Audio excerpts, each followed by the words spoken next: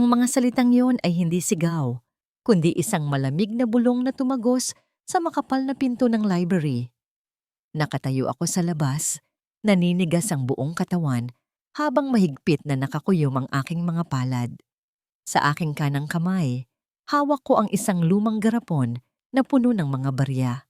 Ang huling naiipon ko mula sa pagbebenta ng basahan para sana sa gamot ng anak naming si Mira. Ang bawat sentimo sa garapon na yon ay may kapalit na pawis at kahihiyan. Ngunit sa loob ng silid na yon, ang halaga ng buhay namin ay tinutumbasan lamang ng salitang iskandalo. Kakatapos lang ng libing ni Inay kaninang umaga. Ang lupa sa sementeryo ay sariwa pa, pero heto sila. Nagpaplano na kung paano itatapon ang naiwan. Dahan-dahan kong binuksan ang pinto. Bumungad sa akin ang amoy ng mamahaling tabako at alak. Nakaupo si Leandro sa kanyang leather chair, hawak ang isang baso ng whiskey, habang si Doña Corazon ay nakatayo sa tabi ng bintana. Pinagmamasdan ang malakas na buhos ng ulan na tila nagbabadya ng isang dilubyo. Tumigil ang kanilang usapan nang makita nila ako. Walang gulat sa kanilang mga mata, naroon lamang ang pagkayamot, tila ba isa akong langaw na pumasok sa maling silid. Hindi ko na ininda ang tingin ng aking biyenan na puno ng panghahamak. Lumakad ako palapit kay Leandro. Inilapag ang garapon ng barya sa kanyang makintab na mesa at tinitigan siya sa mata. Leandro! Basag ang boses ko pero pinilit kong maging matatag. Saan napunta ang pera sa joint account natin? Iwi-withdraw ko sana kanina para sa antibiotics ni Mira. Mataas ang lagnat niya, Leandro. 40 degrees na. Kailangan niya ng ospital. Uminom muna si Leandro bago sumagot, ni hindi man lang tumitingin sa akin. Ibinaba niya ang baso at may kinuha sa kanyang bulsa, isang maliit na kahon ng pelus na kulay asul. Binuksan niya ito at inilapag sa mesa. Kumislap sa ilalim ng ilaw ang isang diamanteng singsing na mas malaki pa sa pag-asa kung maayos ang pamilyang ito. Tila tumigil ang pagtibok ng puso ko. Ang perang inipon ko ng 7 taon, ang perang para sana sa operasyon ng anak namin ay naging isang singsing. Investment yan, Fina. Sagot niya ng walang gatol, parang nagpapaliwanag lang sa isang batang walang alam. Kailangan kong mag-propose kay Bettina bukas. Siya ang sasagip sa kumpanya. Intindihin mo naman ang sitwasyon. Kung babagsak ang Vergara Textiles, pati ikaw at ang anak mong sakitin, sa kangkungan pupulutin. Nawalan ako ng hangin. Ang anak mong sakitin. Hindi anak natin, kundi anak mo. Para bang ang sakit ni Mira ay isang kasalanang ako lang ang may gawa. Naramdaman ko ang pag-init ng sulok ng aking mga mata. Pero bago pa man pumatak ang luha, nagsalita si Doña Corazon. Huwag ka nang umarte na parang biktima, Serafina. Matles na sabi ng matanda habang naglalakad palapit sa akin. Ang tunog ng kanyang takong sa sahig ay parang pako na ibinabaon sa aking dibdib. 7 taon ka naming pinakain. 7 taon kaming nagtiis sa amoy lupa mong pinanggalingan. Ngayong patay na ang nanay mo, wala na kaming obligasyon sa'yo. Pirmahan mo ito. Inihagis niya sa mukha ko ang isang brown envelope. Divorce papers. Basa na ng ulan ang laylayan ng aking bestida, pero mas malamig ang naramdaman ko sa loob ng bahay na ito kaysa sa bagyo sa labas. Kinuha ko ang sobre, hindi para pirmahan, kundi para punitin. Pero bago ko pa magawa, hinablot ni Leandro ang braso ko. Masakit, mahigpit. Wala ka ng choice, Fina, bulong niya. Pero ang boses niya ay puno ng diin. Umalis ka na, habang may natitira ka pang dignidad. Huwag mo nang hintayin na ipakaladkad kita sa security. Sa sandaling iyon, naririnig ko ang pagbukas ng main door. Pumasok ang hangin at ulan, kasabay ng pagpasok ng isang pamilyar na figura. Si Bettina, ang babaeng tinuring kong kapatid, ang babaeng iniyakan ko noong naghiwalay sila ng boyfriend niya, ang babaeng ninang ng anak ko. Nakasuot siya ng puting coat na walang ni isang mantsa. Tuyong-tuyo, habang nasa labas ay bumubuhos ang galit ng langit. Lumapit siya kay Leandro at hinalikan ito sa pisngi bago bumaling sa akin ng may ngiting puno ng awa. Awa na mas masakit pa sa sampal. "Oh, Pina," malambing niyang sabi, pero ang mga mata niya ay nakatawa. Lumapit siya sa akin at hinawakan ang aking balikat. Parang nagpapagaan ng loob, pero nang ilapit niya ang kanyang bibig sa aking tainga, ang ibinulong niya ay dumurog sa huling piraso ng aking pagkatao. "Thank you for housekeeping my future husband. Don't worry, aalagaan ko ang bahay na ito. Better than you ever did." Bumigay ang tuhod ko, pero hindi ako natumba. Ang galit na kanina pa namumuo sa dibdib ko ay naging isang bolang apoy. Tumingin ako kay Leandro, kay Doña Corazon, at kay Bettina. 3 taong may magagarang damit, pero may mga kaluluwang mas maitim pa sa gabi. "Tandaan niyo ito," nanginginig kong sabi. Ang boses ko ay mababa, pero puno ng sumpa. "Darating ang araw na luluhod kayo para sa kapatawaran ko. At sa araw na yon, kahit anino ko, hindi niyo makikita." "Manang! Yaya! Ilabas ang mga basura!" sigaw ni Doña Corazon. Wala nang nagawa ang mga kasambahay kundi sumunod habang umiiyak. Kinaladkad ako palabas ng gate. Bitbit ko lamang ang isang maliit na maleta at si Mira na balot ng kumot. Ang ulan ay parang mga latigo sa aking balat. Ang lamig ay tumatagos hanggang buto. "Mama, nilalamig ako." Mahinang daing ni Mira sa aking bisig. Ang init ng kanyang katawan ay nakakatakot. Niyakap ko siya ng mahigpit. Sinusubukang ibigay ang lahat ng init na natitira sa akin. "Huwag kang bibitaw, anak. Nandito si Mama. Hindi kita iiwan." Bulong ko sa kanya habang ang mga luha ko ay humahalo sa ulan. Sa harap namin, dahan-dahang sumara ang malaking bakal na gate ng Mansyon Vergara. Sa huling siwang bago ito tuluyang lumapat, nakita ko sila sa bintana. Isang masayang pamilya na nagdiriwang sa aming pagkawala. At kasabay ng malakas na kulog, narinig ko ang pagsara ng kandado. Click! Isang tunog na naghudyat ng katapusan ng aking pagiging martir. Yakap ang aking anak sa gitna ng bagyo. Napagtanto ko ang isang masakit na katotohanan. Sa dinami-dami ng bagyo na sinuong ko para sa kanya, bakit ako pa ang naiwan sa ulan? At sa pagkakataong yon, naramdaman ko ang pagbigat ni Mira sa aking mga braso. Nawalan siya ng malay. "Mira? Mira!"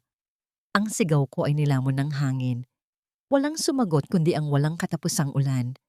Ang amoy ng luma at inamag na kahoy ang sumalubong sa akin pagmulat ng aking mga mata. Hindi ito ang malambot na kama sa mansyon ng mga Vergara. At lalong hindi ito ang pamilyar na kwarto na inayos ko para sa aking asawa. Nasa isang masikip at madilim na kwarto kami sa isang mumurahing paupahan sa gilid ng Maynila, kung saan ang ingay ng mga sasakyan sa labas ay tumatagos sa manipis na dingding na plywood. Napatingin ako sa aking tabi. Mahimbing na natutulog si Mira, bagamat bakas pa rin sa kanyang maputlang mukha ang pagod. Bumaba na ang kanyang lagnat. Dahan-dahan kong hinaplos ang kanyang noo at sa bawat paghinga niya ng maluwag, nababawasan ang tinik sa aking dibdib. Napadako ang tingin ko sa maliit na mesa sa gilid kung saan nakalagay ang banig ng antibiotics at isang bote ng paracetamol. Nabili ko ang mga yun kanina, ngunit may kapalit na bahagi ng aking nakaraan. Tiningnan ko ang aking kaliwang kamay. Wala na ang singsing. Ang gintong simbolo ng aking 7 taong pagpapakamartir kay Leandro ay isinanla ko na sa isang pawn shop sa kanto. Sa mababa ang naging presyo dahil sa mga gasgas, pero sapat na yon para dugtungan ang buhay ng aking anak ng ilang araw. Nakakatawa isipin na ang singsing na sumisimbolo sa aming walang hanggang pag-ibig ay naging pambili na lamang ng gamot at ilang dilata. Mas mabuti na rin ito. Wala nang bigat sa aking daliri at unti-unti, nababawasan na rin ang bigat sa aking puso. Bumangon ako at naupo sa sahig.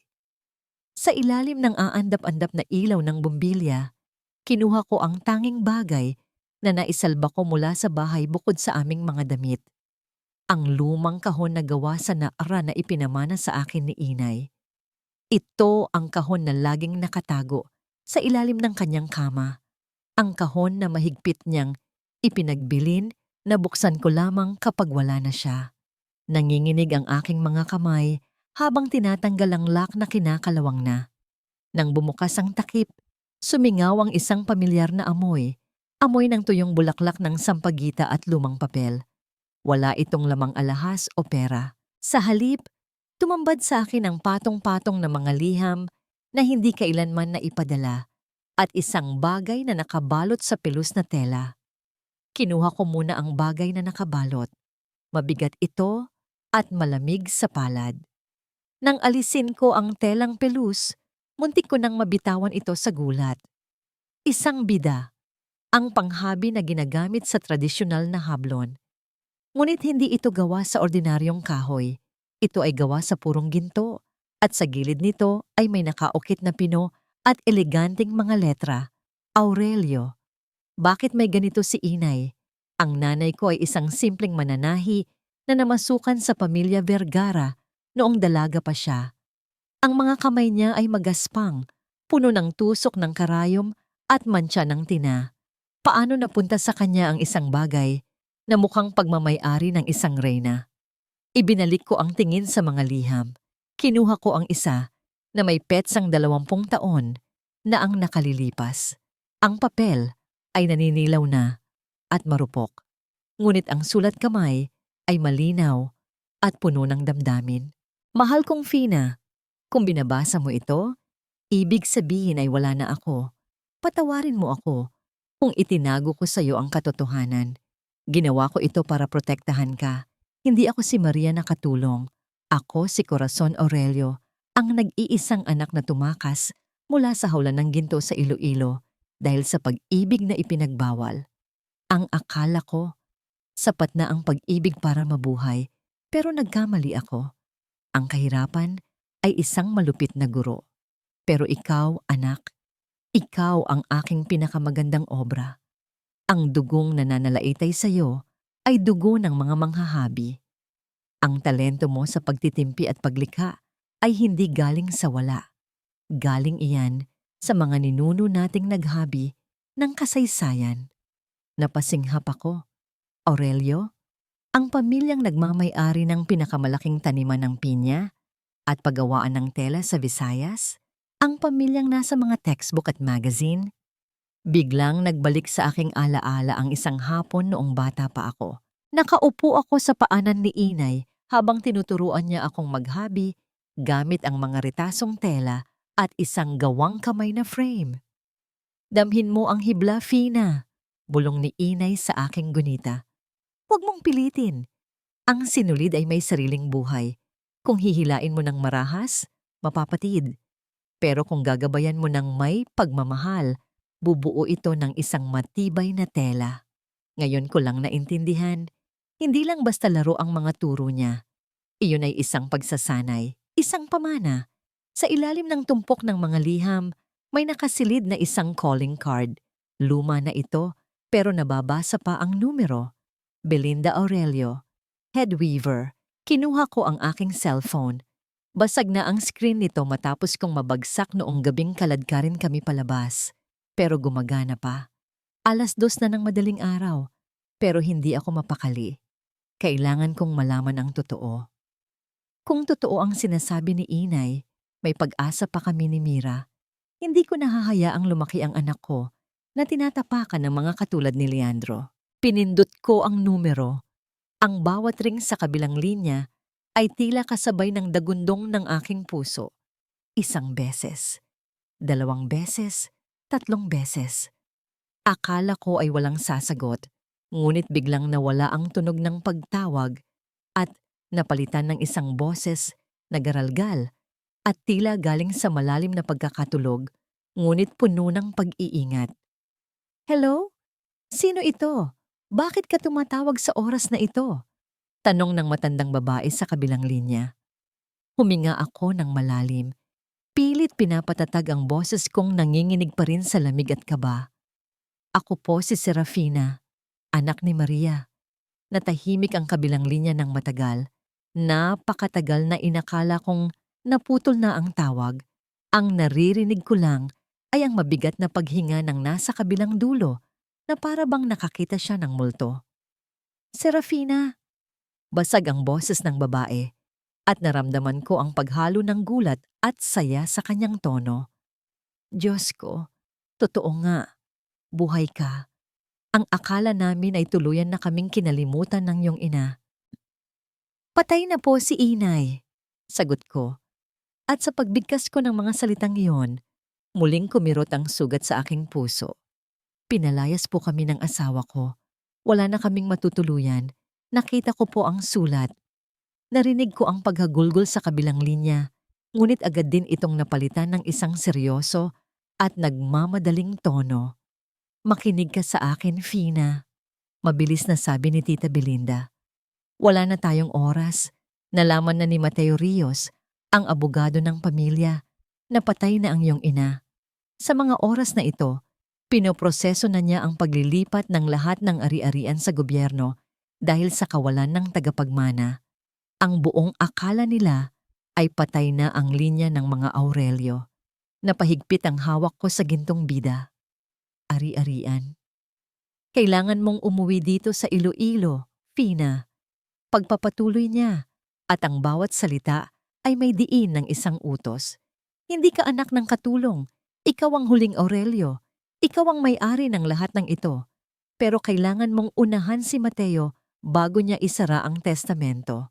Kung hindi ka makakarating dito, sa loob ng 24 na oras, mawawala ang lahat ng pinaghirapan ng iyong mga ninuno at tuluyan ng magwawagi ang mga taong gustong umangkin sa pamana ng iyong ina. Napatingin ako kay Mira. Natutulog siya ng mahimbing. Walang kamalay-malay na ang kanyang ina ay may hawak na susi para sa isang kaharian. Pero, hindi ko ito gagawin para sa yaman. Gagawin ko ito para sa hustisya. Para sa bawat patak ng ulan na lumagpak sa amin kagabi. Pupunta ako. Matigas kong sagot. Hihintayin ko ang umaga. Mag-ingat ka. Babala ni Tita Belinda. Hindi lahat ng tao dito ay masaya sa iyong pagbabalik. Ang mansyon ng Aurelio ay puno ng mga ahas. Mas makamandag pa kaysa sa mga naranasan mo sa Maynila. Ibinaba ko ang telepono. Sa labas, tumila na ang ulan.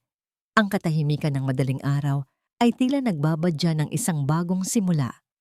Niligpit ko ang mga gamit namin. Kakaunti lang, pero sapat na.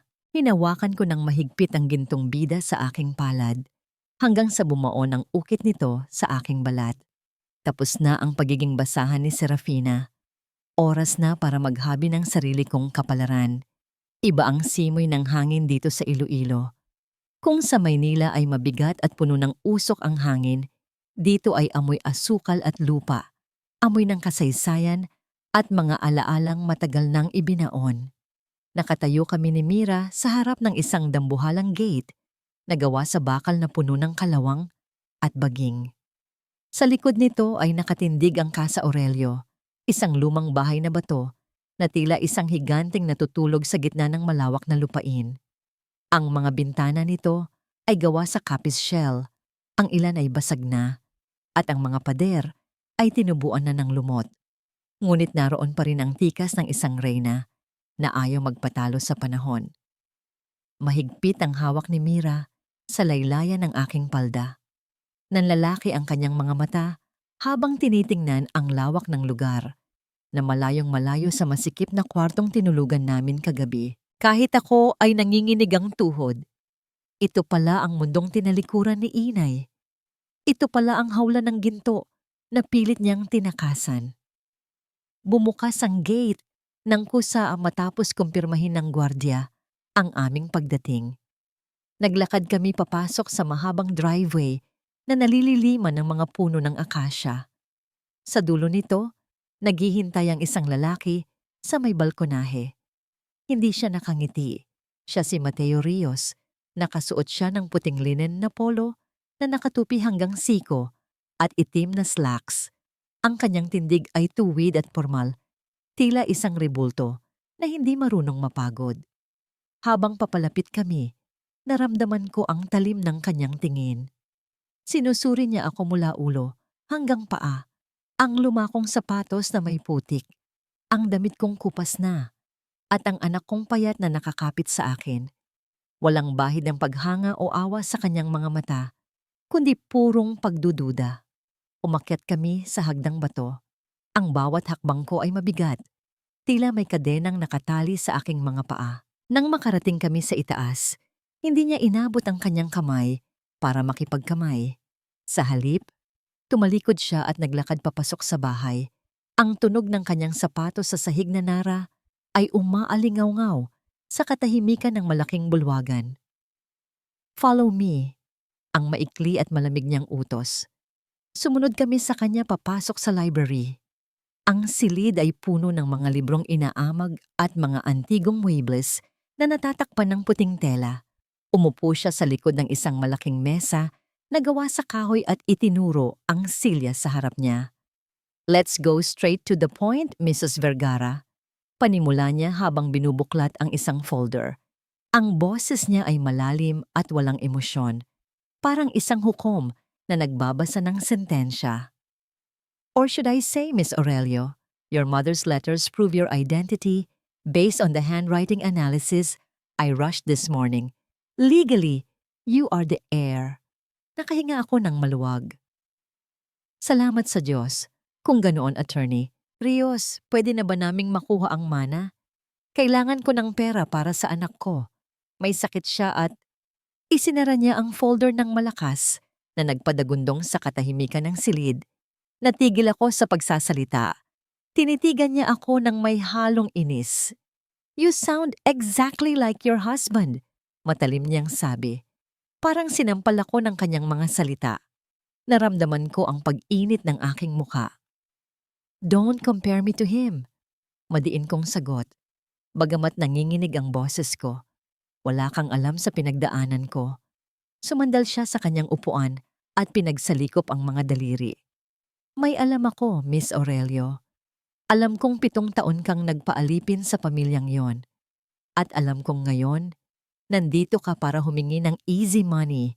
But here is the reality check. The Aurelio estate is bankrupt. Bangkarote na ang Casa Aurelio." Nanlaki ang mga mata ko. "Ano?" Pero sabi ni Tita Belinda, "Belinda lives in the past." Putol niya sa akin.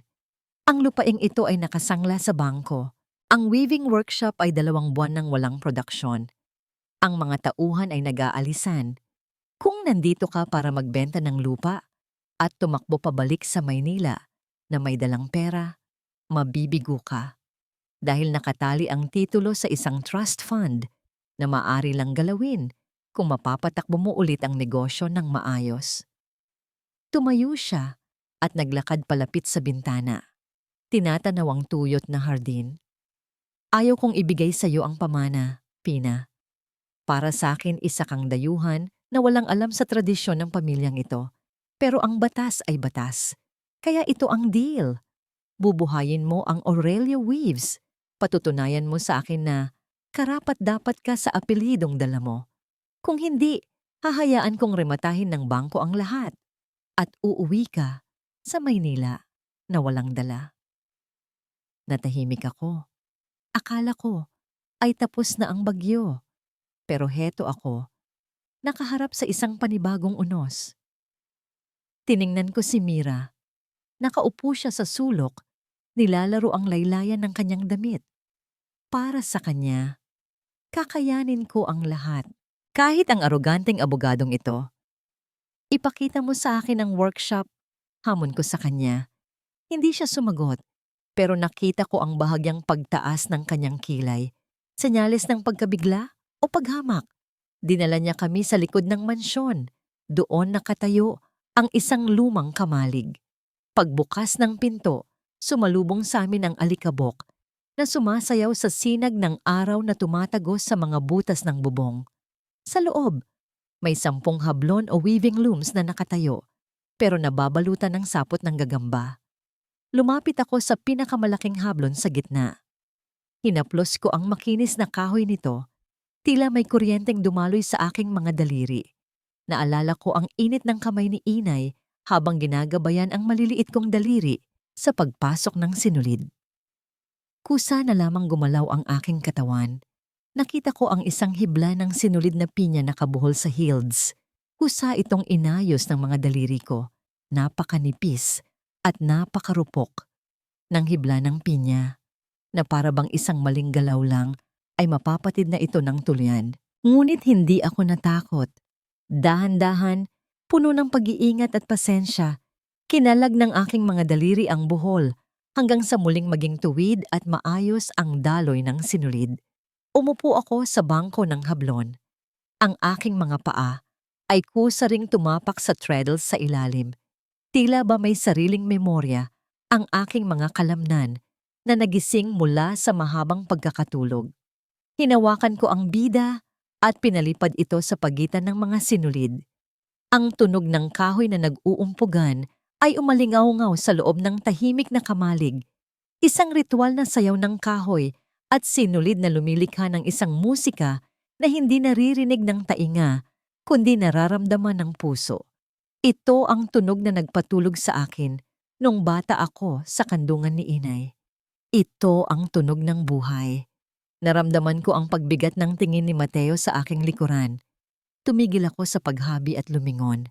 Nakasandal siya sa hamba ng pinto, nakahalokip-kip, at sa unang pagkakataon, nabawasan ang talim ng pagdududa sa kanyang mukha. Napalitan ito ng isang seryosong obserbasyon. Muscle memory. Mahina niyang komento, bagamat nananatiling formal ang kanyang tono. Your mother taught you well. Hindi madaling hawakan ang pinya fiber nang hindi ito pinuputol.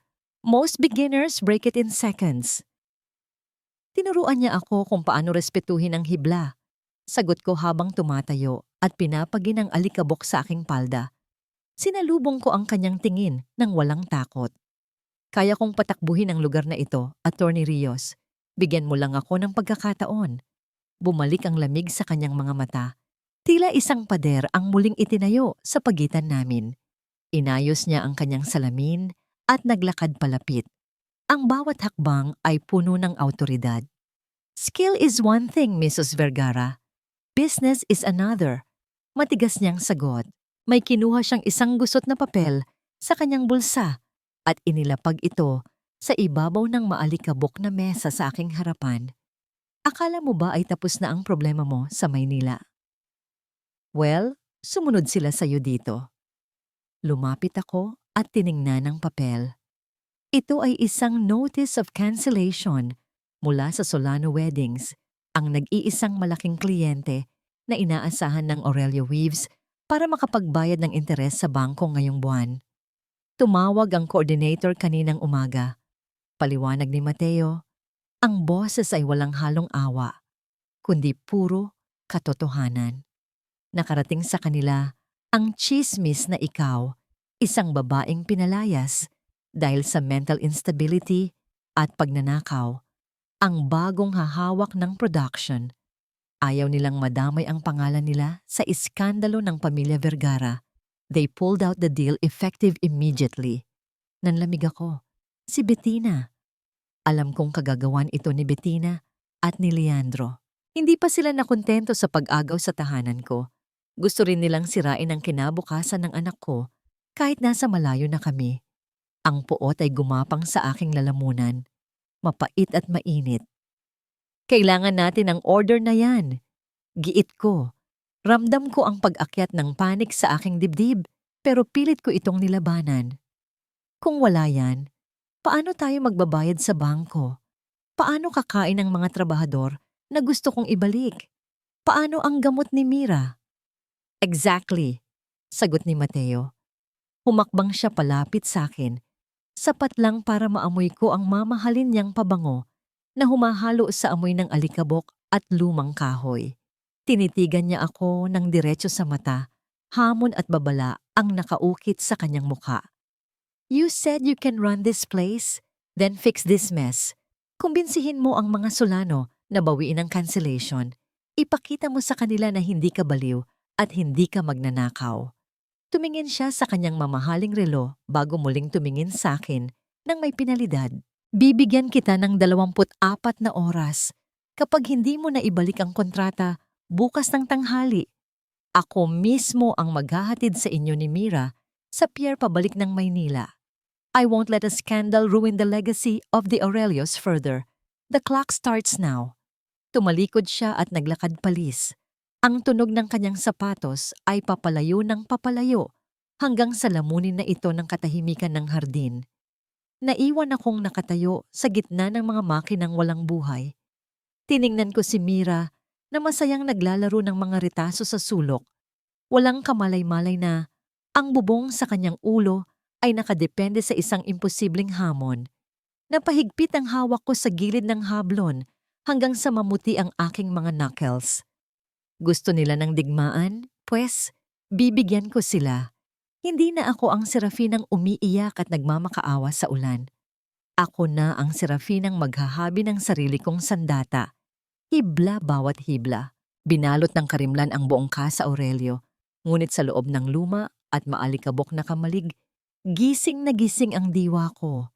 Ang tanging ilaw ay nagmumula sa isang aandap-andap na lampara na nakapatong sa gilid ng mesa. Nagbibigay ng mahahabang anino sa mga dingding na gawa sa sawali. Ang pawis ay tumutulo mula sa aking noo, humahalo sa alikabok na kumapit sa aking balat, ngunit hindi ko ito ininda. Ang atensyon ko ay nakapako lamang sa iisang bagay. Ang paghabi ng kinabukasan namin ni Mira. Ang bawat pagtapak ko sa treadles sa ilalim ng hablon ay lumilikha ng isang maindayog na tunog. Isang paulit-ulit na himig ng kahoy na humahampas sa kahoy na tila tibok ng puso ng bahay na ito na muling nagising matapos ang mahabang panahon ng pagkakahimbing. Masakit ang aking mga binti at ang mga daliri ko ay nagsisimula ng manigas sa pagod.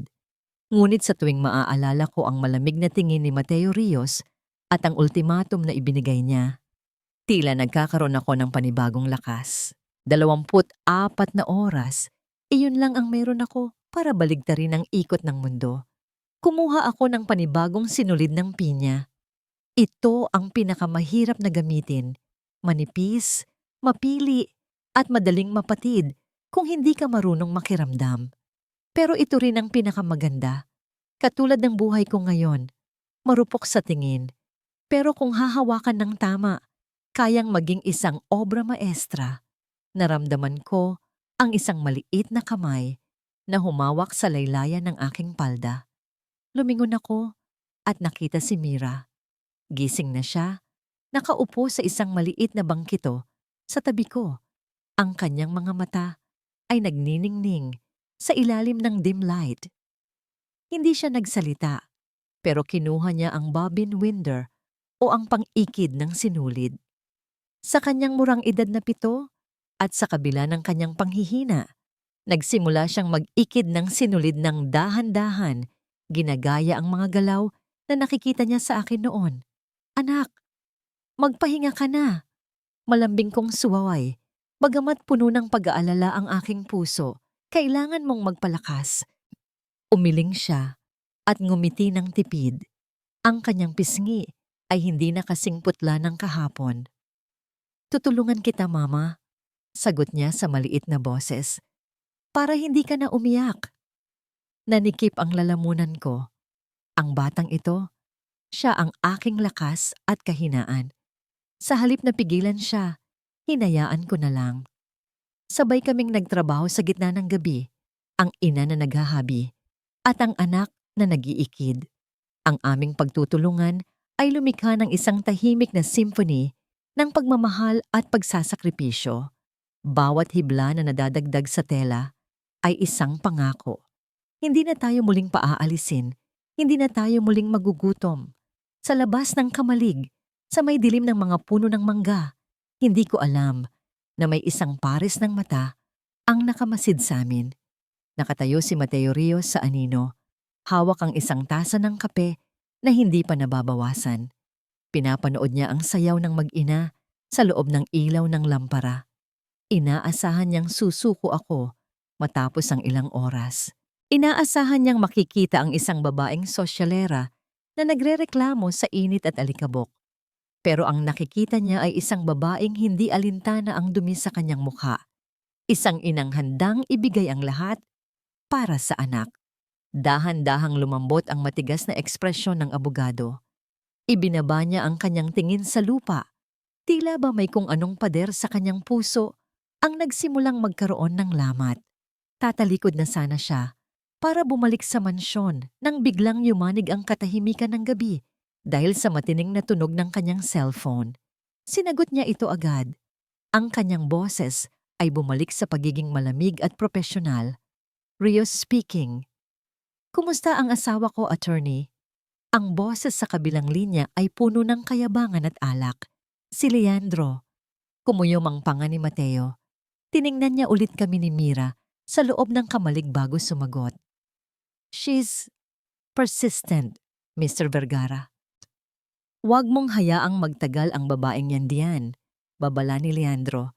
At kahit sa telepono, ay ramdam ang lason sa kanyang tono. Siguraduhin mong babagsak siya. Or else, baka yung utang ng Casa Aurelio sa bangko ay biglang maging demandable agad.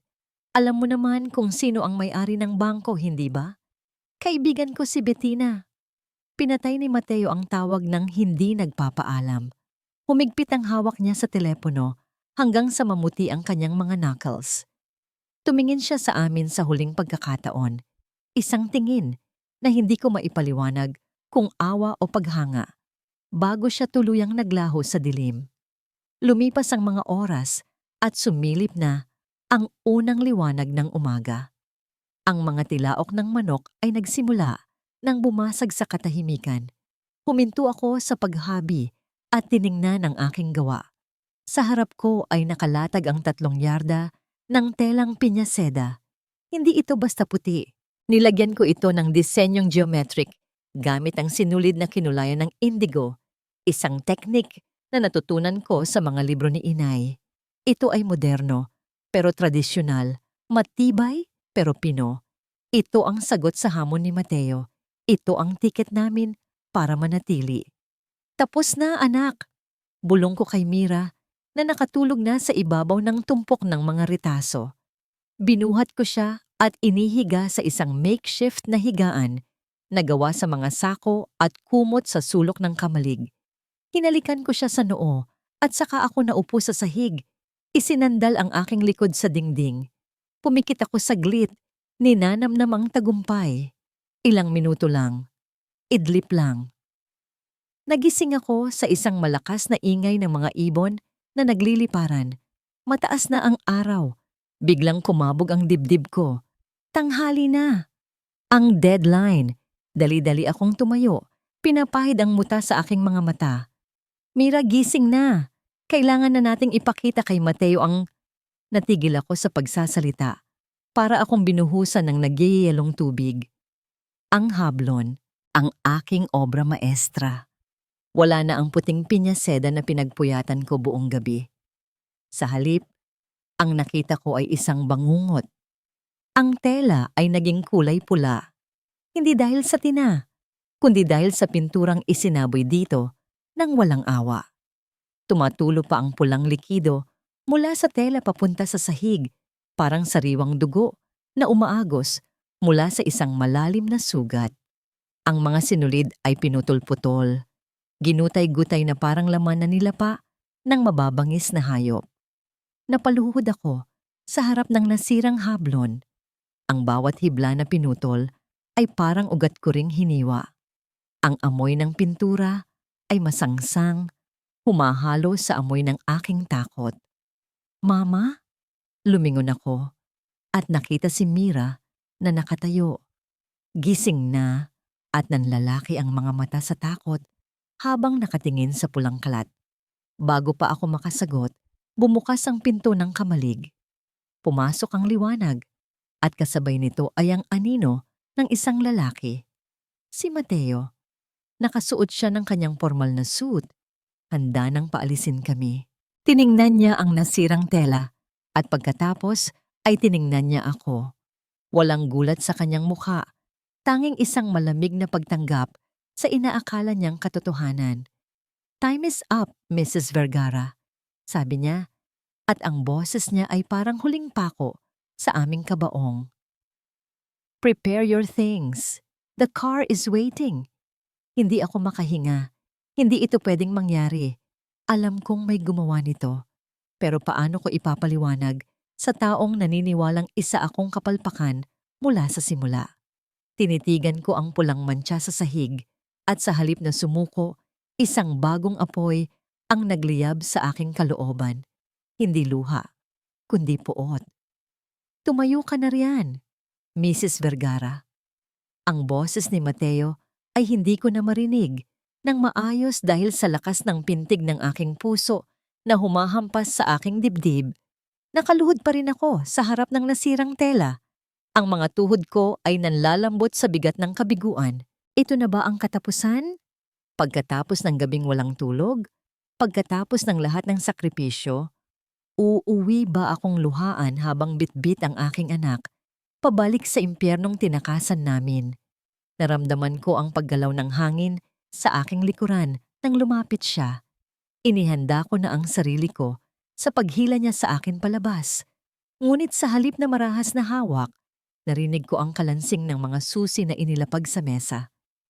"Hindi ikaw ang may gawa nito," dagdag niya, at sa pagkakataong ito, nawala ang lamig sa kanyang tono, napalitan ng isang seryosong obserbasyon. Napalingon ako sa kanya ng mabilis, nanlalabo ang paningin dahil sa luhang pilit kong pinipigilan. Nakatayo siya sa tabi ng bintana, sinusuri ang sirang lock na pilit na binuksan mula sa labas. "Paano mo nalaman?" Garalgal kong tanong, habang pilit kong itinatayo ang aking sarili gamit ang gilid ng hablon. Humarap siya sa akin at sa unang pagkakataon, nakita ko ang isang emosyon sa kanyang mga mata na hindi pagdududa. "Ito ay respeto. Dahil pinanood kita kagabi." Pag-amin niya ng walang halong hiya. Nakita ko kung paano mo iningatan ang bawat hibla ng sinulid na parang buhay mo ang nakasalalay dito. Walang artistang sisira sa sarili niyang obra. At isa pa, itinuro niya ang CCTV camera na nakakubli sa sulok ng kisame na akala ko ay sira na. Nakita ng security team ang isang lalaking tumalon sa bakod kaninang madaling araw. Tauhan siya ng mga Vergara. Ang galit ay muling sumiklab sa akin. Pero sa pagkakataong ito, may kasama na itong ginhawa. Hindi ako nag-iisa. Naniniwala siya sa akin. Pero wala na tayong oras, Mateo. Panghihina ko habang tinitingnan ang pulang mantsa sa puting tela. Darating ang representative ng Solano Weddings mamaya ng tanghali. Ito lang ang maipapakita natin. Isang basahan. Lumapit si Mateo sa tela. Hinawakan niya ang bahaging may mantsa ng pintura. "Then we cancel the meeting." Suhestyon niya. Bagamat alam naming pareho na, ang ibig sabihin nito ay pagkalugi. Kakausapin ko ang bangko para bigyan pa tayo ng extension. "Hindi," matigas kong sagot. Biglang may pumasok na ideya sa aking isipan. Isang baliw na ideya na dala ng desperasyon. Tinitigan ko ang mantsa. Ang pula sa ibabaw ng puti. Ang gulo sa ibabaw ng kaayusan. Hindi ba't ito ang kwento ng buhay ko? Ang kapayakan na dinungisan ng karahasan? Kinuha ko ang gunting sa mesa. Ang tunog ng metal na humahaplos sa kahoy ay umalingaw-ngaw sa katahimikan. "Anong gagawin mo?" tanong ni Mateo. Bahagyang humakbang palapit na tila aawatin ako. "Huwag mong kansilahin ang meeting," sagot ko habang sinisimulan kong gupitin ang tela. Hindi ko ito itinapon. Sa halip, ginupit ko ang mga bahaging may mantsa at tinahi ito pabalik sa malinis na bahagi, ngunit sa paraang sinadya. Ginawa kong disenyo ang pagkawasak. Gagawa tayo ng bago. Hindi ito basahan, Mateo. Ito ay sining. Sa mga sumunod na oras, naging saksi ang luma at maalikabok na kamalig sa isang kakaibang alyansa. Ako ang nagtabas at nanahi, habang si Mateo, ang kagalang-galang at striktong abogado, ang naging taga-abot ng mga gamit. Siya ang naghahanap ng mga lumang butones sa bodega. Siya ang nagtimpla ng kape para hindi ako antukin. Habang hinihila ko ang karayom sa makapal na tela, naramdaman ko ang paglapit niya. Inilapag niya ang isang tasa ng mainit na kape sa aking tabi. Ang aroma ng barako ay humalo sa amoy ng pintura at pawis. "Inumin mo muna," mahina niyang sabi. Tumingala ako at nagtama ang aming mga mata. Sa ilalim ng sinag ng araw na tumatagos sa bintana, nakita ko ang pagod sa kanyang mukha. Pero naroon din ang isang uri ng pag-aalaga na hindi ko naramdaman kay Leandro kahit kailan. Nang abutin ko ang tasa, bahagyang nagdikit ang aming mga daliri. Ang init ng porselanang tasa ay tila walang binatbat sa kuryenteng dumaloy sa aking balat nang magdampi ang aming mga kamay. Saglit kaming natigilan, tila ba tumigil din ang pag-ikot ng alikabok sa hangin. Sa halip na umiwas o diringgin ang paghawak sa akin tulad ng ginagawa noon ni Leandro, nanatili ang tingin ni Mateo sa aking mga palad. Mga palad na puno ng tusok ng karayom, mantsa ng tina at kalyo. Iba ito sa pandidiri na nakasanayan ko. Sa madilim at malalim na mga mata ng abogado, nakikita ko ang isang bagay na matagal ko nang hindi nararamdaman. Ang pagkilala. Pagkilala na ako ay tao, na ako ay may halaga, at ang mga sugat sa aking kamay ay hindi kapintasan kundi mga medalya ng aking pakikipaglaban. "Your hands," bulong niya, halos hindi marinig. "They tell a story of survival." Binawi ko ang aking kamay ng dahan-dahan, pinipigilan ang pamumula ng aking pisngi. "Kailangan kong tapusin ito, attorney. Malapit nang dumating ang mga Solano." Tumango siya at umatras. Ibinalik ang kanyang propesyonal na maskara, ngunit alam kong may nagbago na sa pagitan namin. Hindi na kami magkaaway. Kami ay magkakampi na sa gera. Pagsapit ng tanghali, dumating ang representative ng Solano Weddings. Isang babaeng strikta at matalas ang tingin ang pumasok sa kamalig. Kasunod ang kanyang assistant. Nakita ko ang pagkunot ng kanyang noo nang makita ang ayos ng lugar, luma, maalikabok, at malayo sa glamour ng Maynila. "I hope this is worth my trip, Mr. Rios," mataray na sabi ng babae.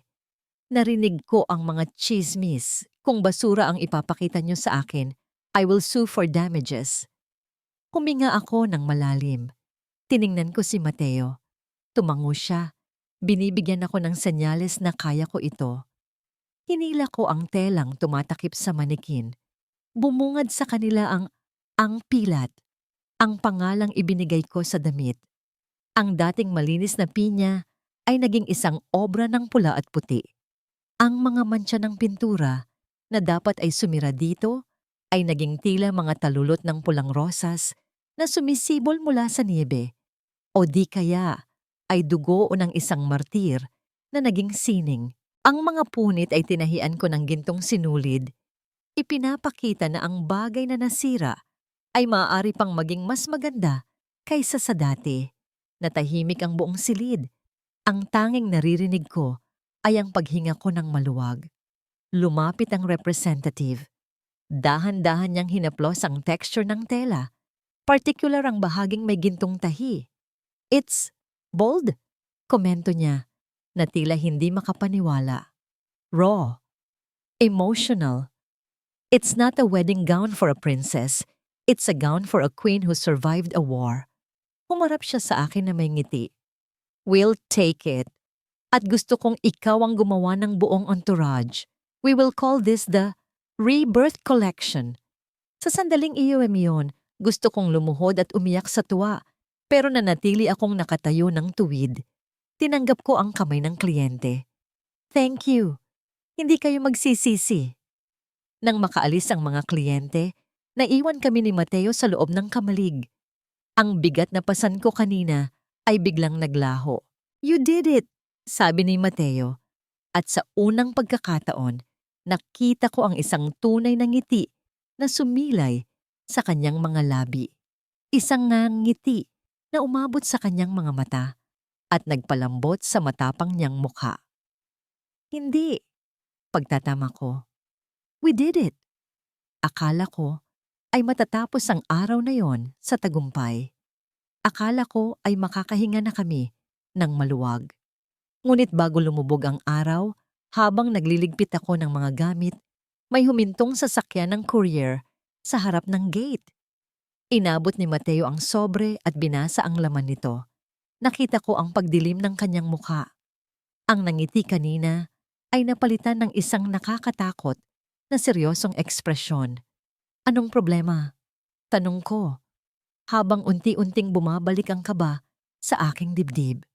Inabot niya sa akin ang papel. Ang bawat letra sa dokumento ay parang patalim na sumasaksak sa akin. Ito ay isang cease and desist order para sa paggamit ng pangalang Aurelio at mas malala, isang petition for custody. Gusto ni Leandro na kunin si Mira. Hindi dahil mahal niya ang bata. Alam kong kinasusuklaman niya ang sakit ni Mira. Kundi dahil alam niyang ito ang tanging paraan para wasakin ako at makuha ang mana. Napatingin ako sa sulok kung saan nagdodrawing si Mira. Lumapit ako at tiningnan ang kanyang ginagawa. Gumuhit siya ng isang bahay, isang nanay, at isang bata. Sa gilid, may iginuhit siyang isang lalaki na may hawak na bote. Pero ang mukha nito ay tinakpan niya ng makapal at maitim na ekis. Ganoon kalalim ang trauma ng anak ko sa kanyang ama. Nilamukos ko ang papel sa aking kamay. Naramdaman ko ang isang kamay sa aking balikat. Mainit. Matatag. "He wants a war?" Bulong ni Mateo sa aking likuran. Ang boses niya ay puno ng panganib at pangako. "Then we will give him a war he cannot win. I will be your shield, Serafina. Walang makakakuha kay Mira. I swear on my life." Tumingala ako sa kanya. Sa gitna ng paparating na bagyo, natagpuan ko ang aking sandalan. 2 taon. 730 araw na puno ng pagbabago, pagsisikap, at paghihilom. Kung titingnan ko ang aking sarili, sa malaking salamin ng aking opisina sa Aurelio Towers, halos hindi ko na makilala ang babaeng nakatitig pabalik sa akin. Wala na ang Serafinang nakayuko, ang Serafinang humihingi ng tawad kahit hindi naman siya ang may kasalanan, at ang Serafinang takot sa sarili niyang anino. Ang babaeng nasa salamin ay nakasuot ng power suit na gawa sa pinya seda na kulay hating gabi. May matalas na tingin at may tindig na hindi kayang tibagin ng kahit anong bagyo. Ang tawag na nila sa akin ngayon ay Madam S. Hindi na ako ang asawa ni Leandro Vergara. Ako na ang CEO ng Aurelio Weaves, ang kumpanyang bumangon mula sa abo. At ngayon ay kinikilala na sa buong Asya. Narinig ko ang pagbukas ng pinto sa aking likuran. Sa refleksyon ng salamin, nakita ko si Mateo na pumasok. Iba na rin ang aura niya. Kung noon ay puno siya ng pagdududa, ngayon ay siya na ang aking kanang kamay, ang aking tagapayo, at ang aking pinakamatibay na sandalan. Inilapag niya ang isang makapal na folder sa aking mesa. Ang bigat nito ay lumikha ng isang seryosong ingay sa katahimikan ng kwarto. "Handa na ang lahat para sa flight natin bukas," panimula niya. Ang boses ay formal, ngunit may halong pag-aalala na kami lang dalawa ang nakakaramdam. "Ang Manila Fashion Week, ang magiging entablado ng iyong pagbabalik. Pero alam mong hindi lang tela ang ipaparada natin doon, Fina. Ito ay deklarasyon ng giyera." Humarap ako sa kanya at naglakad palapit sa mesa. Kinuha ko ang folder at binuksan ito. Sa loob ay hindi mga disenyo ng damit, kundi mga dokumento, bank statements, listahan ng mga utang, at mga ebidensya ng illegal transactions ng Vergara Textiles. Ito ang black dossier na inipon ni Mateo sa loob ng 2 taon. Habang lumalago ang Aurelio Weaves, palihim naman naming binibili ang mga utang ni Leandro. Sa madaling salita, hawak namin ang leeg niya at kailangan na lang namin higpitan ng sakal. "Handa na ako, Mateo." Sagot ko nang walang pag-aalinlangan. Matagal ko nang hinihintay ang pagkakataong ito. "Are you sure?" Tanong niya habang sumasandal sa gilid ng mesa at pinagsalikop ang kanyang mga braso. Tinitigan niya ako ng malalim, tila binabasa ang nilalaman ng aking kaluluwa. Once we step foot in Manila, there is no turning back. Muli mong makikita si Leandro, si Bettina, ang biyenan mo. Sila ang mga multo ng nakaraan mo. Baka kapag nakita mo sila, bumalik ang sakit. Napangiti ako ng mapait. Lumapit ako sa kanya at inayos ang kwelyo ng kanyang suit. Isang kilos na naging natural na sa amin sa paglipas ng panahon. Amoy ko ang pamilyar niyang pabango na naging amoy ng seguridad para sa akin at kay Mira. Ang sakit ay nandyan pa rin, Mateo. Pag-amin ko sa mahinang boses. Pero hindi na ito ang sakit na nagpaparalisa sa akin. Ito na ang sakit na nagtutulak sa akin para lumaban. Nakita mo si Mira kanina? Masaya siya. Pumapasok na siya sa school. Malusog siya. Ang bawat ngiti ng anak ko ay patunay na tama ang desisyon nating lumaban. Hinawakan ni Mateo ang aking kamay na nasa kanyang kwelyo. Mainit ang kanyang palad. Hindi niya ito binitawan agad. Sa loob ng ilang segundo, naging tahimik ang mundo. At ang tanging nararamdaman ko ay ang pulso niya na tumitibok sa ilalim ng aking mga daliri. Ito ang kilig na hindi ko inaasahan. Hindi ito nagmamadali, hindi ito mapusok, kundi payapa at puno ng respeto. Then show them, bulong niya. Ipakita mo sa kanila kung sino ang tinapon nila. I'll be right behind you, watching your back. Binitawan niya ang aking kamay at tumayo ng tuwid. By the way, dumating na ang invitation galing kay Bettina. She's the organizer of the event. Ang kapal ng mukha niyang imbitahan, ang Aurelio Weaves, hindi niya alam na ikaw ang may-ari nito. Gusto niyang gamitin ang pangalan ng Aurelio para pasikatin ang event niya. Sagot ko habang kinukuha ang aking lipstick mula sa bag. Binuksan ko ito at ang kulay pula ay tila nagningning. Pwes, ibibigay ko ang gusto niya. Sisiguraduhin kong hindi niya makakalimutan ng gabing iyon. Humarap muli ako sa salamin. Dahan-dahan kong ipinahid ang pulang lipstick sa aking mga labi. Ito ang kulay ng dugo. Ito ang kulay ng tapang. Ito ang aking war paint. Sa bawat hagod, tinatakpan ko ang huling bakas ng serafinang api. Kinabukasan, lumapag ang aming private plane. Sanay. Ang init ng Maynila ay agad na sumalubong sa akin paglabas namin ng eroplano. Mausok, maingay, at puno ng gulo.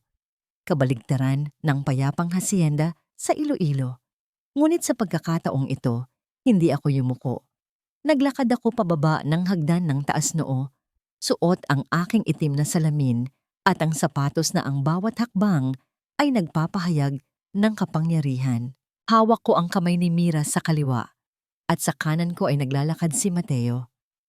Samantala, sa kabilang panig ng lungsod, sa loob ng isang penthouse na unti-unti nang nauubusan ng mga mamahaling gamit dahil sa sunod-sunod na pagsasangla, ibang klaseng init ang nararamdaman.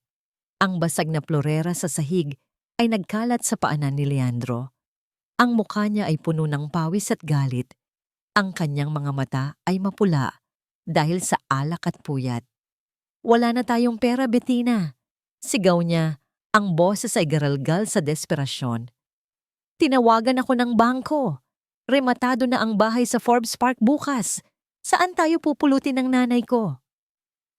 Si Bettina, na nakaupo sa sofa at naninigarilyo ng sunod-sunod, ay tumawa ng may halong histerya. Wala na ang kanyang dating ganda. Ang mukha niya ay tuyot na at puno ng stress lines. Huwag mo akong sigawan, Leandro. Kasalanan mo to. Balik sigaw niya. Kung hindi ka sana nagpatalo sa sugal, edi sana may pambayad tayo. Pero huwag kang mag-alala. Nakausap ko na ang representative ng Aurelio Weaves. Kapag nakuha natin ang investment nila, sa Fashion Week bukas, makakabangon tayo. Ang Madam S na yan. Siya ang huling alas natin. Napahinto si Leandro at napahawak sa kanyang ulo. Sigurado ka ba? Hindi natin kilala ang babaeng yan. Bakit siya mag-i-invest sa kumpanyang palubog na? Dahil magaling ako mambola, ngisi ni Bettina, bagamat nanginginig ang kanyang mga kamay. Bukas ng gabi, luluhod sa akin ang Madam S na yan. Pipirma siya sa kontrata at mapapa sa atin ang pera niya. Sa loob ng aming sasakyan na bumabaybay sa EDSA, tinanggal ko ang aking salamin. Tinitigan ko ang mga billboard ng Vergara Textiles na unti-unti nang nababalatan at kumukupas. Mama, nandito na ba tayo sa bahay ni Papa? Inosenteng tanong ni Mira. Hinaplos ko ang kanyang buhok at ngumiti. Hindi anak, sagot ko ng mahinahon. Nandito tayo para maningil. At bukas magsisimula ang paniningil. Sa labas ng bintana, nagsimulang kumulog. Parang alam ng langit na nagbalik na ang babaeng iniwan nila sa ulan. At sa pagkakataong ito, siya na ang magdadala ng bagyo. Ang bulwagan ng Manila Hotel ay tila isang malawak na karagatan ng mga pekeng ng ngiti at kumikinang na alahas na walang kaluluwa. Ang hanging umiikot sa loob ay mabigat. Puno ng amoy ng mamahaling pabango na pilit tinatakpan ng baho ng mga intriga at pagkukunwari ng matataas na lipunan. Nakatayo ako sa isang madilim na sulok ng balcony, hawak ang isang kopita ng champagne na hindi ko naman iniinom habang pinagmamasdan ang sirkong inorganisa ng babaeng sumira sa aking pamilya. Mula sa aking kinalalagyan, kitang-kita ko si Bettina at Doña Corazon. Nakasuot si Bettina ng isang matingkad na pulang gown na puno ng sequins, masyadong makinang, masyadong agaw atensyon. Tila ba sumisigaw ito ng desperasyon para mapansin? Sa tabi niya, ang dati kong biyanan ay abala sa pagpaypay ng kanyang sarili gamit ang isang abanikong gawa sa lace. Pilit na inaayos ang kanyang nangiti tuwing may dadaan na photographer. Ngunit sa bawat pagtalikod ng mga tao, nakikita ko ang pagbagsak ng kanyang balikat. Wala nang pumapansin sa kanila. Ang pangalan ng mga Vergara ay parang isang lumang kanta na sawa na ang lahat pakinggan. Look at them! Bulong ni Mateo sa aking tabi. Ang init ng kanyang hininga sa aking balikat ay nagbigay ng kakarampot na init sa malamig na gabi.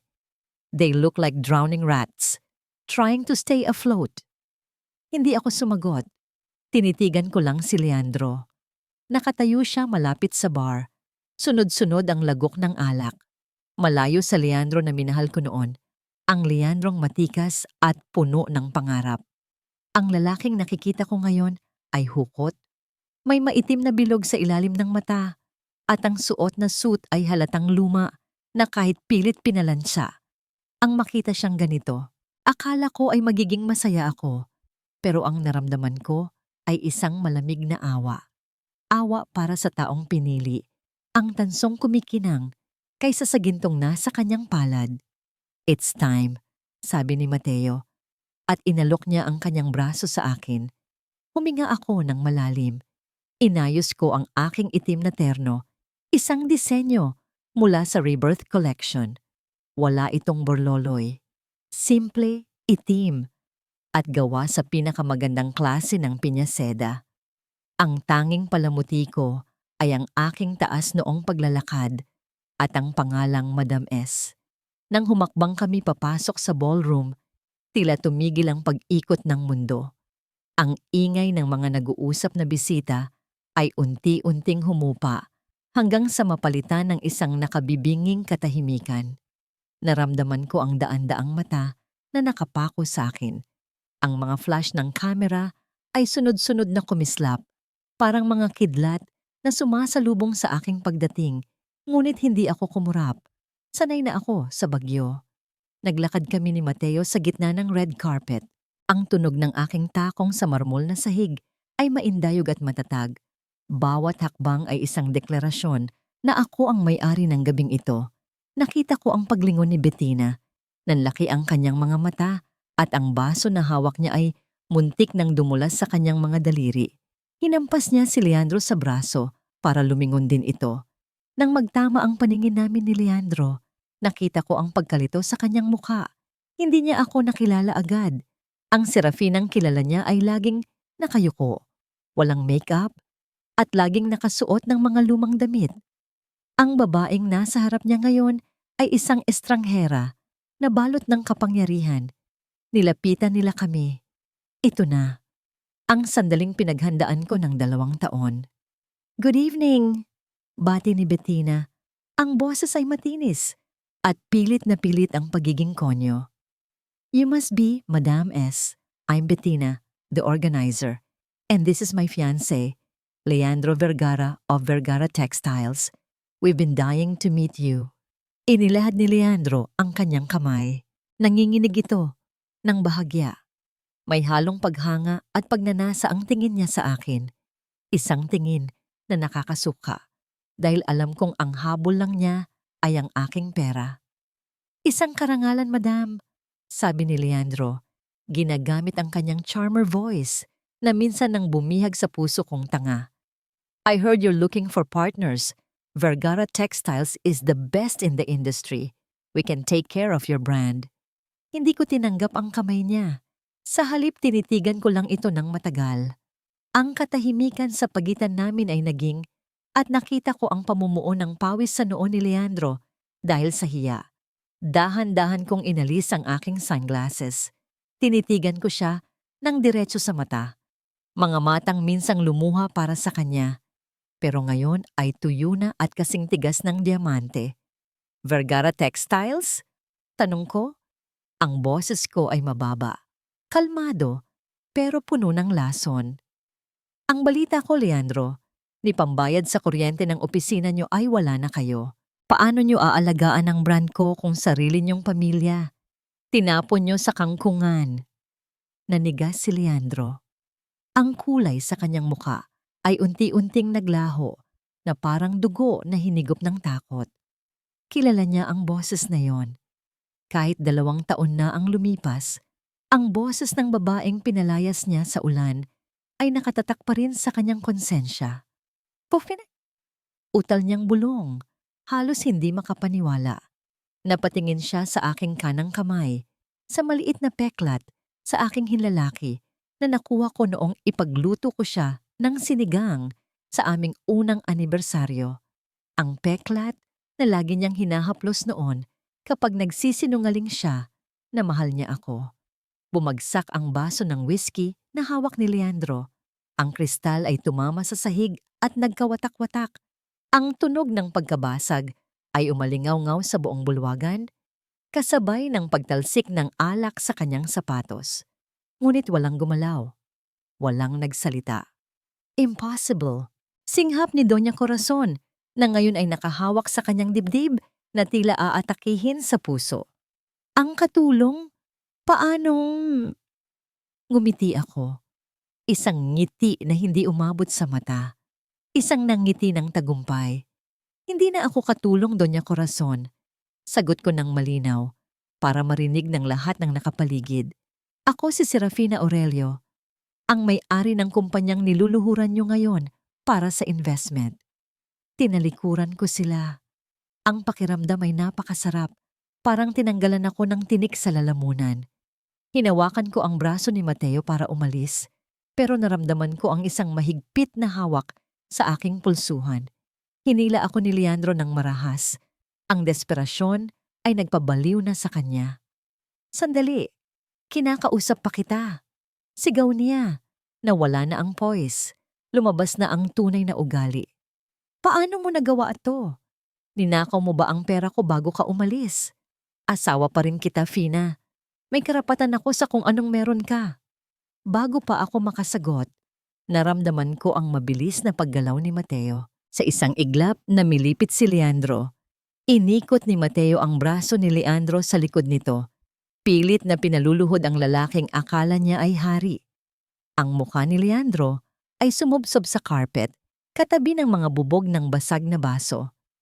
Don't touch my client! Madiin na babala ni Mateo. Ang boses niya ay mababa, pero nakakatakot. Parang kulog bago ang bagyo. At itama mo ang bibig mo, Mr. Vergara. Hindi mo siya asawa. Siya ang boss mo. Dahil kaninang umaga lang, binili ng Aurelio Group ang majority stocks ng bangkarote mong kumpanya. Binitawan ni Mateo si Leandro na parang isang basurang nakakadiri. Inayos niya ang kanyang coat at muling inalok ang braso sa akin. "Let's go, Madam S. Masyadong mabaho ang hangin dito." Naglakad kami palayo. Iiwan ang pamilya Vergara na nakalugmok sa gitna ng ballroom. Ang mga kamera ay kumikislap pa rin. Pero ngayon, hindi na sa akin nakatutok, kundi sa pagkakahiya ng mga taong nagtangkang yurakan ako. Habang naglalakad kami papunta sa exit, naramdaman ko ang panginginig ng aking mga kamay. Hindi dahil sa takot, kundi dahil sa adrenaline ng unang ganti. Hinawakan ni Mateo ang aking kamay ng mahigpit. Ipinaparamdam na ligtas ako. "You did well," bulong niya. Pero alam kong hindi pa tapos ang laban. Dahil bago kami tuluyang makalabas ng pinto, narinig ko ang sigaw ni Bettina, isang sigaw na puno ng puot at pagbabanta. "Hindi pa tayo tapos sa Serafina. Hawak ko pa rin ang alas. Tandaan mo ang anak mo." Napahinto ako, nanlamig ang buong katawan ko. Si Mira. Binalot ng nakabibinging katahimikan ang buong function hall nang magsimulang umilaw ang malaking screen sa likod ko. Wala nang bulungan, wala nang tunog ng mga camera shutter, at tila pati ang paghinga ng mga tao ay tumigil. Ang lahat ng mata ay nakapako sa video na malabo at walang kulay. Isang lumang CCTV footage na may petsang 2 taon na ang nakalilipas. Sa screen, kitang-kita ang hagupit ng bagyo. Ang ulan ay parang mga pilak na karayom na tumutusok sa lupa. Sa gitna ng dilim, isang babaeng payat at basang-basa ang nakaluhod sa putikan. Yakap-yakap ang isang maliit na bata. Ako yon. At sa harap ko, nakatayo si Leandro. Tuyong-tuyo sa ilalim ng payong na hawak ng isang kasambahay, habang si Bettina ay nakadungaw sa bintana, tumatawa habang umiinom ng alak. Ang audio ng video ay hindi malinaw noong una dahil sa ugong ng hangin, ngunit inayos ito ng tech team ni Mateo para marinig ang bawat salita. Ang boses ni Leandro ay umaling-awngaw sa 4 na sulok ng silid, malinaw at puno ng kalupitan. Wala akong pakialam kung mamatay ang batang yan sa lagnat. Pabigat lang siya sa pamilyang ito. Kung hindi mo siya kayang buhayin, edi isama mo siya sa paglayas mo. Huwag kang babalik dito hanggat hindi ka nagdadala ng pera. Sabay-sabay na napasinghap ang mga reporter sa loob ng hall. Ang mga taong kanina lang ay naniwala sa drama ni Leandro ay napuno ng gulat at pandidiri.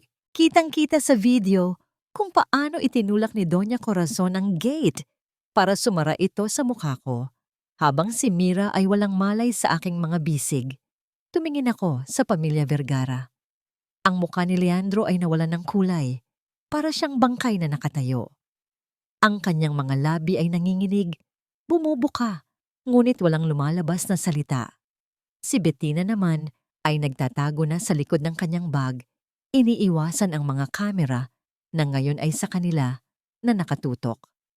"Fake news! Edited yan!" Biglang sigaw ni Leandro. Basag ang boses sa desperasyon. Sinubukan niyang agawin ang mikropono pero hinarangan siya ng mga security guard ng hotel. "Sinungaling ang babaeng yan. Gumagawa lang siya ng kwento." Ngumiti ako ng mapait. Lumapit ako sa camera na nagbo-broadcast ng live sa buong bansa. "Edited ba ang sakit na naramdaman ng anak ko noong gabing iyon?" Tanong ko. Ang boses ko ay kalmado, ngunit tumatagos sa puso ng bawat inang nanonood. Nakita niyo ang katotohanan. Hindi ako ang dumukot kay Mira. Iniligtas ko siya. Iniligtas ko siya mula sa isang amang mas pinahalagahan ang singsing na diamante para sa kabit niya kaysa sa gamot ng sarili niyang anak. Sa puntong yun, nagkagulo ang mga tao. Ang mga reporter ay nagsimulang magbatuhan ng matatalim na tanong kay Leandro. "Mr. Vergara, totoo bang ginamit niyo ang medical fund ng anak niyo para sa sugal? Miss Bettina, alam niyo ba na pinalaya sila noong gabing iyon? Hindi kinaya ni Doña Corazon ang kahihiyan. Napahawak siya sa kanyang dibdib. Ang kanyang mga mata ay tumirik at tuluyan siyang bumagsak sa sahig ng entablado. Sa pagkakataong ito, hindi ko alam kung umaarte pa rin siya o talagang sinigil na siya ng kanyang karma. Nagkagulo ang mga staff para tulungan siya. Pero si Leandro ay nanatiling nakatayo. Nakatulala sa akin ng may halong puot at takot. Nakita ko si Bettina na dahan-dahang umaatras papunta sa fire exit. Iiwan niya si Leandro. Iyon naman ang gawain ng mga taong tulad niya. Kapag lumubog ang barko, sila ang unang tumatalon. Naramdaman ko ang kamay ni Mateo sa aking likuran. Tapos na, Fina. Let's go! Bulong niya. Tumalikod ako at bumaba ng entablado. Ang mga tao ay kusang humawi. Para bigyan kami ng daan. Wala nang humusga. Wala nang tumingin ng masama. Sa mga mata nila, nakita ko ang respeto at paghingi ng tawad. Paglabas namin ng hotel, sinalubong kami ng sariwang hangin ng gabi. Huminga ako ng malalim at sa unang pagkakataon, sa loob ng maraming taon, naramdaman kong malaya na talaga ako. Ang bigat sa aking dibdib ay sumama sa hangin. Umuwi na tayo kay Mira. Yaya ko kay Mateo. Ngunit ang kapayapaan ay sadyang mailap. Kinagabihan, habang pinatutulog ko si Mira sa aming suite, biglang nagring ang telepono ni Mateo. Nasa balcony siya, pero kitang-kita ko mula sa salamin ang biglaang pagkunot ng kanyang noo at ang paghigpit ng hawak niya sa railing. Lumabas ako at tinabihan siya. Hinawakan ni Mateo ang kamay ko. Mahigpit. Parang nangangakong hindi ako bibitawan kahit anong mangyari.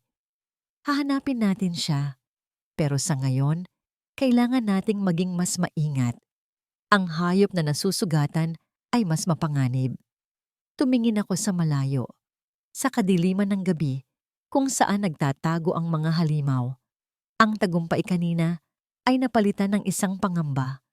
Ang akala ko ay tuldok na, naging tandang pananong pa. Buhay pa si Leandro. At hanggat hindi siya nakikita, hindi kami ligtas ni Mira. Ang lumang bodega ng Vergara Textiles sa dulo ng Valenzuela ay amoy kalawang at nabubulok na tela.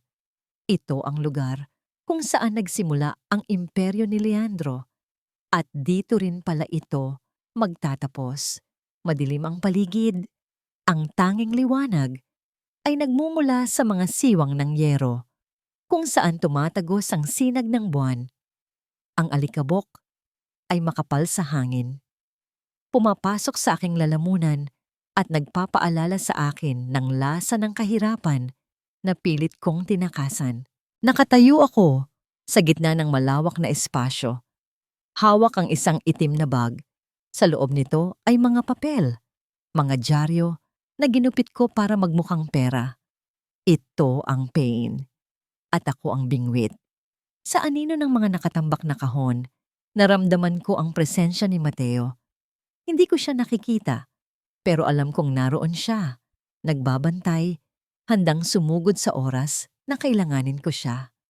Ang kasiguraduhang iyon ang nagpatigil sa panginginig ng aking mga tuhod. Biglang bumukas ang pintuan sa likuran ng bodega ng marahas, na naging dahilan upang lumipad ang mga alikabok sa paligid. Mula sa dilim, lumabas ang isang figura. Kung hindi ko lang kabisado ang hugis ng kanyang mukha, iisipin kong ibang tao ito. Si Leandro. Wala na ang mamahaling suit. Wala na ang amoy ng imported na pabango.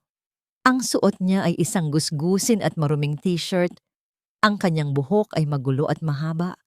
At ang kanyang mga mata ay nanlilisik sa gutom at galit. Para siyang isang hayop na nasukol sa kagubatan. May hawak siyang isang piraso ng bakal. Marahil ay tubo na napulot niya sa tabi-tabi. Dala mo ba? Ang ngungot niya, ang boses ay garalgal at tuyo. Ibigay mo sa akin ang pera, Fina. At huwag mong subukang tumawag ng pulis kung ayaw mong sunugin ko ang lugar na ito. Kasama ka. Hindi ako gumalaw. Tinitigan ko siya ng may halong awa at pandidiri. Ito ba ang lalaking iniyakan ko gabi-gabi? Ito ba ang lalaking akala ko ay mundo ko? Napakaliit niya tingnan ngayon. Nasaan ang tapang mo, Leandro? Tanong ko. Ang boses ko ay kalmado at umaalingaw-ngaw sa walang laman na bodega. Noong pinalayas mo kami, ang taas ng tingin mo sa sarili mo. Ngayon, nagmumukha kang daga na nagtatago sa sarili mong barko na lumulubog. Humakbang siya palapit. Inaamba ang bakal na hawak niya. Shut up! Kasalanan mo to. Kung hindi ka bumalik, masaya pa sana kami ni Bettina. Ibibigay mo sa akin ang bag. Inihagis ko ang bag sa paanan niya. Ayan, kunin mo. Yan lang naman ang mahalaga sa'yo, hindi ba? Pera. Hindi si Mira. Hindi ako. Pera lang. Dali-daling lumuhod si Leandro at binuksan ang bag. Nanginginig ang kanyang mga kamay sa kasabikan. Ngunit nang makita niya ang laman, mga pinunit na dyaryo at walang kwentang papel, natigil siya. Ang pag-asa sa kanyang muka ay napalitan ng isang nakakatakot na ekspresyon ng pagkapahiya at puot. Tumingala siya sa akin, ang kanyang muka ay namumula sa galit. Niloloko mo ba ako? Akmang susugod siya sa akin. Ang tubo ay nakataas na para humampas. Ngunit bago pa man siya makalapit, biglang bumukas ang lahat ng ilaw sa bodega. Ang nakabubulag na liwanag ng spotlights ay tumama sa kanya. Mula sa mga sulok, lumabas ang mga operatiba ng pulisya. Nakatutok ang kanilang mga armas. At sa gitna nila, naglalakad palapit si Mateo, kalmado ngunit matalim ang tingin. Ibaba mo yan, Vergara. Utos ni Mateo. Wala ka nang kawala. Natigilan si Leandro. Tumingin siya sa paligid. Nakita ang mga pulis, nakita ang mga baril. Bumagsak ang bakal mula sa kanyang kamay. Lumikha ng isang matunog na ingay nang tumama ito sa sementadong sahig. Napaluhod siya, hindi sa pagsisisi, kundi sa kawalan ng pag-asa. Tuluyan na siyang natalo. Nilapitan siya ng mga pulis at pinusasan ng kanyang mga kamay sa likod. Habang hinihila siya patayo, nagpupumiglas pa rin siya. Sumisigaw ng mga mura at sumbat. Fina, tulungan mo ako. Bigla niyang pagmamakaawa nang mapadaan siya sa harap ko. Nagbago ang tono niya, naging parang bata na humihingi ng candy. Asawa mo ako. May pinagsamahan tayo. Huwag mo akong hayaang makulong. Wala akong pera. Wala akong makain. Fina, parang awa mo na. Sininyasan ko ang mga pulis na huminto sandali.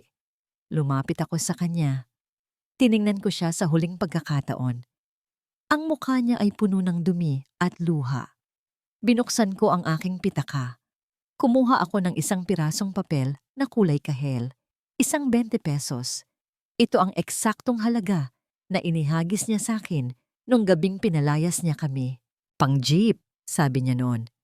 Dahan-dahan kong inilagay ang 20 pesos sa bulsa ng kanyang maruming pantalon. Iyan ang pamasahe papuntang presinto. Bulong ko sa kanya. Binalik ko ang mga salitang dumurog sa akin noon. Keep the change! Nanlaki ang mga mata ni Leandro. Ang insulto ay tumagos sa kanya ng mas malalim kaysa sa anumang bala. Naintindihan niya. Ito ang huling singil. Alisin niyo na siya sa harap ko. Utos ko sa mga pulis. Habang kinaladkad siya palabas ng bodega, hindi ko na siya nilingon. Narinig ko ang pagsara ng pinto ng police mobile at kasabay noon, naramdaman ko ang pagputol ng huling sinulid na nag-uugnay sa amin. Naiwan kami ni Mateo sa gitna ng bodega. Ang katahimikan ay bumalik. Pero ngayon, payapa na ito. Naramdaman ko ang panghihina ng aking mga tuhod.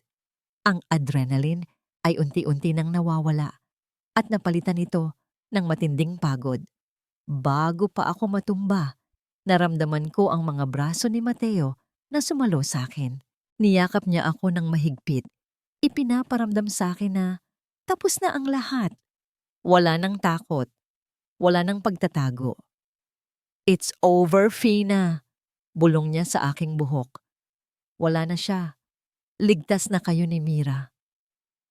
Isinandal ko ang ulo ko sa kanyang dibdib. Pinakikinggan ang tibok ng kanyang puso na naging musika ng aking kapanatagan. Salamat, Mateo. Sagot ko. At sa unang pagkakataon, ang mga luhang pumatak sa aking mga mata ay luha ng tunay na kalayaan. Salamat sa pagsalo sa akin noong mga panahong hindi ko kayang tumayo. Inilayo niya ako ng kaunti para tignan ang aking mukha. Pinunasan niya ang luha sa aking pisngi gamit ang kanyang hinlalaki. Ang kanyang mga mata ay puno ng emosyon na hindi na kailangan ng salita para maintindihan. Hindi kita sinalo dahil kailangan, sabi niya ng malumanay. Sinalo kita dahil ayokong makita kang mahulog muli. Simula ngayon, sabay na tayong maglalakad. Hinawakan niya ang aking kamay at magkahawak kamay kaming naglakad palabas ng madilim na bodega patungo sa liwanag ng umaga na nagsisimula nang sumilip sa silangan. Ang habi ng aking nakaraan ay puno ng gusot at mantsa. Pero ang habi ng aking kinabukasan, sisiguraduhin kong ito ay magiging makulay at matibay. Kasama ang mga taong tunay na nagmamahal sa akin, tapos na ang singilan. Oras na para sa panimula. 1 taon na ang nakalipas mula noong gabing iyon sa bodega. Ngunit tila isang panaginip na lang ang lahat ng takot at sakit. Nakaupo ako ngayon sa balkonahe ng Casa Aurelio sa Iloilo, habang ang papalubog na araw ay nagpipinta ng kulay ginto at lila sa kalangitan. Ang simoy ng hangin mula sa dagat ay malamyos na humahaplos sa aking mukha, dala ang amoy ng asin at kalayaan. Wala na ang bigat sa aking dibdib, wala na ang pangamba sa bawat pagdilim ng paligid. Mula sa hardin, naririnig ko ang halakhak ng isang bata. Si Mira. Tumatakbo siya sa pagitan ng mga hanay ng mga bagong tanim na bulaklak, hinahabol ang mga paru-paro na tila nakikipaglaro sa kanya. Ang kanyang mga pisngi ay kulay rosas na, malayo sa maputlang mukha ng batang muntik ng bawian ng buhay sa gitna ng bagyo. Siya ang buhay na patunay na ang bawat sakripisyo ko ay naging sulit. Malusog siya, masaya, at higit sa lahat, lumalaki siya sa isang tahanan na puno ng pagmamahal, hindi ng sigawan at panunumbat. Ibinalik ko ang aking tingin sa hablon na nasa aking harapan. Hindi na ito ang lumang kagamitan na puno ng alikabok. Ito ay bago, gawa sa pinakamagandang kahoy ng Nara. At sa kasalukuyan ay tinatapos ko ang isang scarf na kulay aso, ang kulay ng kapayapaan. Ang ritmo ng pagtama ng kahoy sa kahoy ay hindi na tunog ng desperasyon para kumita ng pera, kundi isang musika ng pasasalamat. Ang Aurelio Weaves ay hindi na lamang isang negosyo. Ito ay naging tahanan para sa mga kababaihang tulad ko. Mga ina na iniwan, mga asawang sinaktan, at mga babaeng minsang nawalan ng boses. Dito, tinuturuan ko silang maghabi, hindi lang ng tela, kundi ng kanilang sariling dignidad. Naramdaman ko ang mga yapak sa sahig na kahoy sa aking likuran. Hindi ko na kailangang lumingon para malaman kung sino ito. Ang kanyang presensya ay nagdadala ng isang uri ng kapanatagan na matagal kong hinanap. Nandito na ang final report galing sa korte. Ang malumanay na boses ni Mateo. Inilapag niya ang isang folder sa maliit na mesa. Naupo siya sa silyang katabi ko, hindi bilang abogadong nagbabantay, kundi bilang isang kaibigan na nanatili. Hinatulan na siya kaninang umaga. Pagpapatuloy ni Mateo. Reclusion perpetua, walang parol, at dahil sa dami ng estafa cases na isinampa ng ibang investors, malamang ay sa loob na siya tatanda. Si Doña Corazon naman ay dinala na sa isang public nursing home dahil wala ng kamag-anak na gustong kumupkop sa kanya. Tumangulang ako. Walang tuwa, walang lungkot. Parang nakikinig lang ako sa balita tungkol sa mga taong hindi ko kilala. Ang apoy ng galit ay matagal nang namatay at ang natira na lang ay abo na tinangay na ng hangin. Hindi ko kailangang magdiwang sa pagbagsak nila. Ang aking tagumpay ay hindi ang kanilang paghihirap, kundi ang aking pagbangon.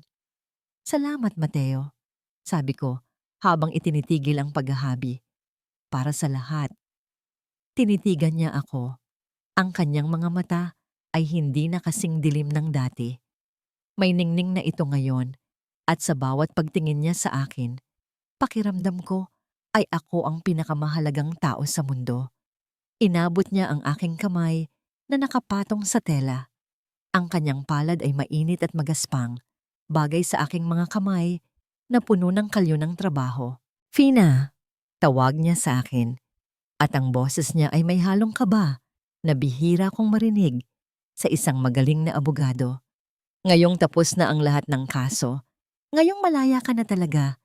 Pwede na ba kitang tanungin ang isang bagay na hindi tungkol sa trabaho? Alam ko ang ibig niyang sabihin. Matagal ko na ring hinihintay ang pagkakataong ito, pero natakot akong umasa. Ngumiti ako sa kanya. Isang ngiti na umabot hanggang sa aking mga mata. Hindi mo kailangang magmadali, Mateo. Sagot ko ng mahina. Nandito lang ako. Nandito lang kami ni Mira. Hinaplos niya ang likod ng aking palad gamit ang kanyang hinlalaki. Isang simpleng kilos na nagdulot ng kilig sa aking buong pagkatao.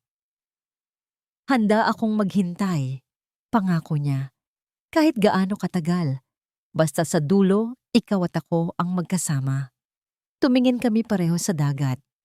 Ang araw ay tuluyan ng lumubog at ang mga bituin ay nagsimulang magpakita isa-isa. Ang gabi ay hindi na nakakatakot. Ito ay puno ng pangako. Noon, akala ko ang buhay ko ay isang telang puno ng gusot at mantsa, isang bagay na dapat itapon. Pero ngayon, naiintindihan ko na ang bawat luha, bawat sugat, at bawat hibla ng sakit ay bahagi ng disenyo. Kung hindi dahil sa ulan, hindi ko matututunang sumayaw sa bagyo. Kung hindi dahil sa dilim, hindi ko makikita ang liwanag ng mga taong tunay na nagmamahal sa akin. Ako si Serafina, isang ina, isang manghahabi, at ito ang aking obra maestra.